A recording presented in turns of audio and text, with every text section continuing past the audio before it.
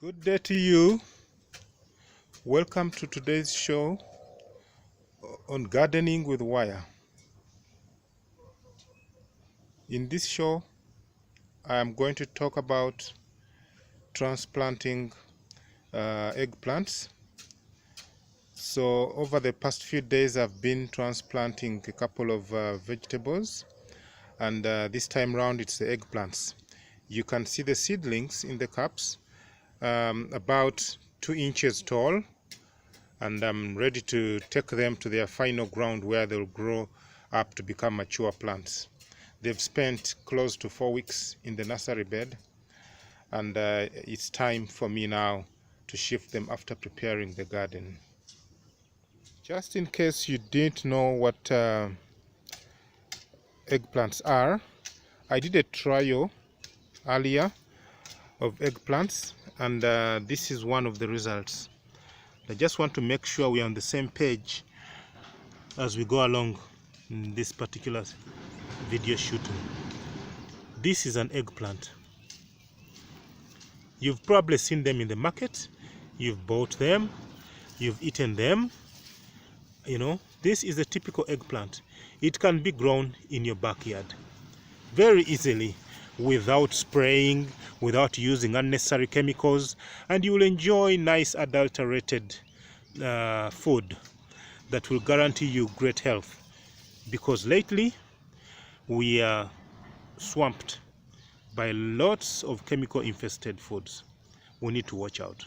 This is the garden where I plan to transplant the eggplants to. Nicely prepared.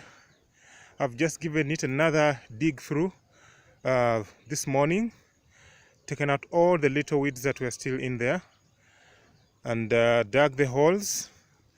You can see the holes quite deep, but there's a reason for that, because I want to put in some manure in each hole and then put in the transplant. The manure is right here that I'll use. In each and every hole, I'll place some manure to be able to boost up the growth of these seedlings. Preparation of the garden is very key when it comes to the success of the plants. So you always have to pay a lot of attention to it. As I proceed with the eggplants, you can now see that the holes that I showed you earlier have some manure at the bottom. That dark soil is manure, and in each hole I have placed a seedling that will be planted there.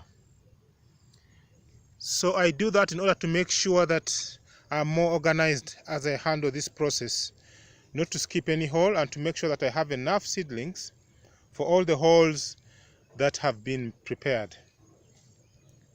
Next stage is actually removing the seedlings from the cups, placing them in the soil, and covering it nicely and gently. The job is done. I have finished transplanting. You can see that seemingly tiny little plant in that hole. It's because I've planted them deep and only ensured that just the leaves stay above the ground. This is because it helps eventually, as they grow bigger, they have a longer part of a good section of them under the soil for easier support.